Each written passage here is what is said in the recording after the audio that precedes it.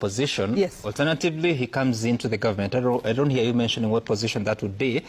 Which works better for you from Kenya Kwanza? Some both would work. No. We would want to be put in check as a government. Question.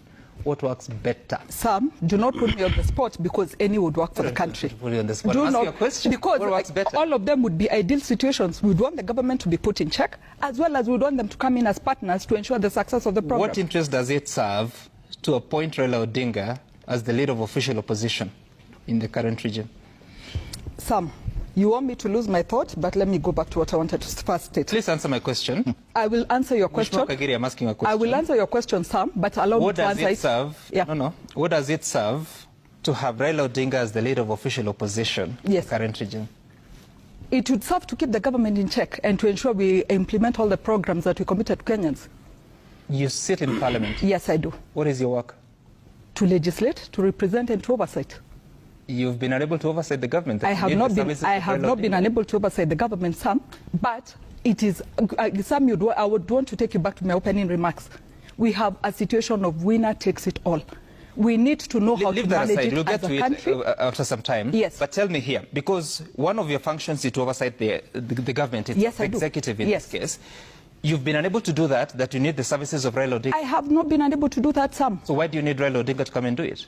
Sam, I am telling you, we need to manage how our country is run and we avoid the situation of winner takes it all. So the options are two. Do you bring in number 2 into government, or do you create an office for the number 2 person for the people he represents or the people who supported him to feel that they are part of this government or part of the country? Why would you bring him into government? I've told you, Sam, and you just want me to keep repeating the same thing. We share the same vision. Our manifestos read the same thing. So then why not resign, go to election, and have him elected? Sam, we were elected. Isn't that how democracy works? That's how democracy works, Sam. But I'm telling you, as a country, which is cheaper for us, to work together or to go back to an election? Already, IEBC last week declared that we require 61 billion for the 2027 election. Right. You and I know our country is not doing well economically. So would we be going back to a ballot?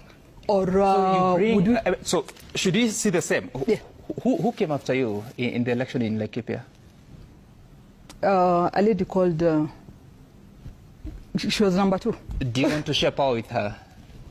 I will not share power with her, but nothing stops me from visiting her and telling her, what do you think I can do better in regards to the vision you had for the people of Laikipia County? Nothing stops me. Who's your governor in Laikipia, Mheshimiwa? He's called Joshua Rongo.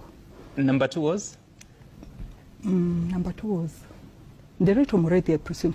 Do you want him to come and work with the current governor in some arrangement, political arrangement? Again, I repeat, nothing stops His Excellency Joshua Rongo from visiting Derito Mureithi and asking him, what do you think I need to do better for the interest of the people like Laikipia County? You are creating a position to incorporate him, to push the country forward. Sam, and that's why I took you through. Remember, the NADCO report is a report that has involved all Kenyans for it to get to the point it is at in Parliament. It's not the Constitution. So it is something that is going to amend the Constitution, Sam.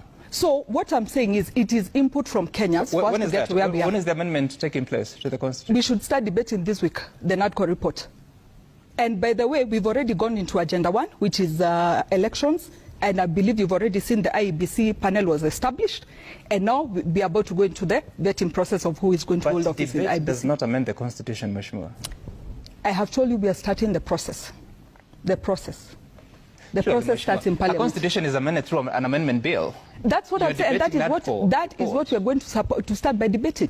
Debate what? The NADCO report. And I believe it had 5 agendas. That does not amend the Constitution. It is a bill to amend the Constitution that does, isn't it? Sam, this is all semantics, and I'm trying to explain to you. Okay, I don't know. I am not an advocate. I have 2 here. So, anyway, Sam. Senator Sige, just a moment.